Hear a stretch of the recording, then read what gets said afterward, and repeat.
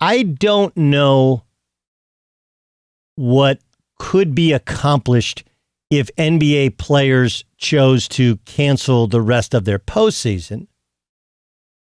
But yesterday I asked the question as these games were postponed. First they were going to be canceled, then postponed. What was really accomplished today? And look, I actually think there was something accomplished by it.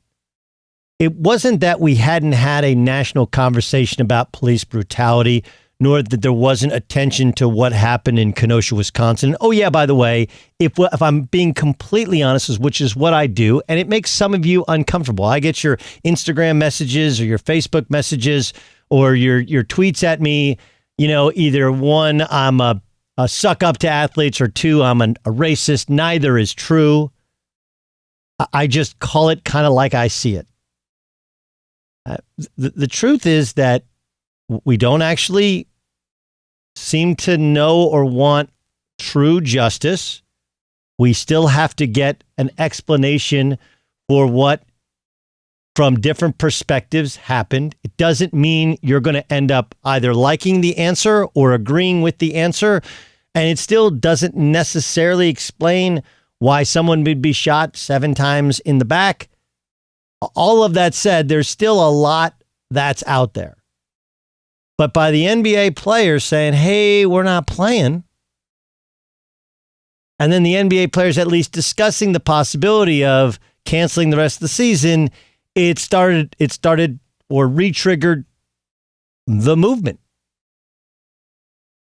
The Milwaukee Bucks, because Wisconsin obviously is their home state, extremely bothered by this, released, I thought, a very thoughtful statement after talking with lawmakers in Wisconsin in their locker room. And ultimately, they came to the table, met with LeBron and all these other guys, and it felt like a fairly contentious meeting yesterday. They went and got some form of sleep. They changed their minds, and they came back, and they're going to play basketball eventually. That's where we are. One of the things that we will always struggle with as human beings is, one, the human element. The human element. I hear some of my brethren at Fox Sports Radio saying, LeBron James and Doc Rivers, and I actually sometimes feel this way, hey, you guys don't, why would you be, Robert Horry, why would you be scared?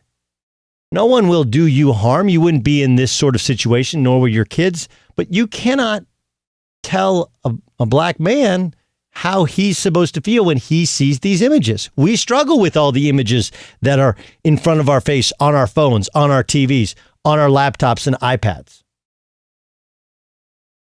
Like one of the great historical moments is a sad moment in our American society is Vietnam. And Vietnam was a war that was regularly protested. It was seen as an unjust war. It was, at least the government sold us, as a fight against the spread of communism.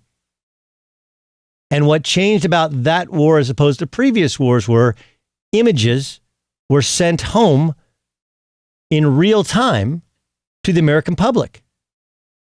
Whereas previously, everything we got was filtered through the American propaganda arm, and all we got was the good stories, the heroes of war, the great victories. The setbacks were reported, but maybe not reported with the same level of energy. Now you go to Vietnam, and regardless of how many of the enemy were killed or what was won and what was lost, when you see in real time young men, frankly boys, draped in the American flag, any human being is brought to their knees and thinking, why would we do this? Why are we there? Those images are, when you see it on TV, it completely changes how you view things. That's what's happened with all of these moments of alleged and sometimes real, many times real, police brutality. Right? So I'll say this for the players. I don't know whether last night was a bluff in LeBron and the Lakers and the Clippers in some sort of straw poll saying we don't want to continue the season and then changing their mind, or it's just the emotion got the best of us, right?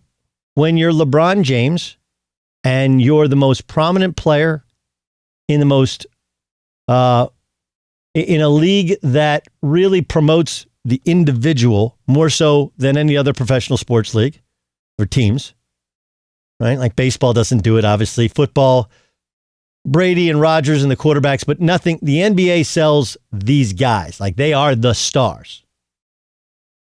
They are the stars. But I can imagine that LeBron James is texting and having phone conversations and tweeting, and he's in his compound at Disney. And oh yeah, by the way, Paul George told us 2 days ago, like he wasn't in a good place. I think a lot of these guys aren't in a good place. Regardless of what you think of their quote unquote first world problems, right? Like, oh man, you don't have to make your own bed. You're in this luxury resort. You've got warm weather. You got air conditioning. You got food. What more? You're making millions of dollars. What more could you want? You want to be free. You don't want to be sequestered and have to take tests every day and be told where to go and where you can't go and be separated from your friends and many of your family. Like, I think 2 months is kind of unnatural to most of these guys, to most anybody. And then you factor in the pressures of the playoffs, the pressures of trying to figure out what's going on in our country with many of these guys either internalize or only talk about with their friends, then the images they see on TV, the conversations that they have. And I think we've all been there. Like I don't have to give anybody a pass. I understand. I don't understand what it would be like to be black and see those images, but I understand as a human being what it's like to see those images, and I understand what it's like to have all of this stuff working around: job, family, COVID, quarantine, pressure, images on TV, all of this stuff, and feel overwhelmed and just wanting to shut it down and get away, right? That's what's happened. It's amazing. We're trying to take the human element out of these athletes. That's what we're trying to do. So when I hear Clay Travis, who's a friend, I can disagree with Clay's political takes at times and still be friends with him. That's how I roll. You may not. That's how I roll.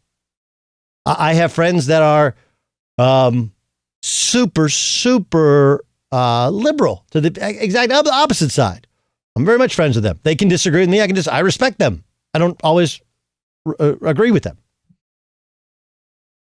But when you have people say, well, these guys, how could they be scared? You're trying to judge their human emotions, and you can't control and determine what somebody feels, even if you can back up your statements with some form of stats which supports your arguments. Facts are important, but so are feelings. So are feelings. There's a lot to get to. I want to do this. This is what I want to do.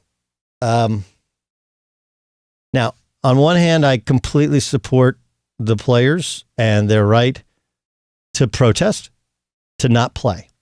Coming up next, I'm going to play for you something that BJ Armstrong said. Actually, BJ is going to join us in like 10 minutes. I'm going to challenge him on something that he said on Colin Cowherd's show, because it is one part, the biggest part of the protests which are missing, which is just this. What really can be accomplished? What is the actual reality? It relates to what Kyrie Irving wanted to do.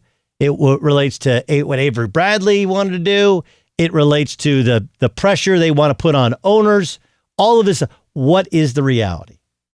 You know, the Chargers are taking a break from practice. Of course, they're led by Anthony Lynn, who I'm a Charger fan. And I would tell you that there are times there are coaching decisions which are made, which I would like, I don't know. I will tell you this about Anthony Lynn. That man is a leader, right? He built a school in Africa 2 years ago in the summer. He leads men, which is what you're finding with so many of these coaches and some of these players. Can you lead men? Can you focus and harness their energy, their emotion, and allow it to still use their talents and get paid, but also can you keep them all together? That's the challenge of leadership. Look, you can vote for whoever you want to vote for come November. Is it November 3rd or 4th? I forget. November 3rd, I think. I don't know. You can vote for whoever you want to vote for. The challenge of leadership is this.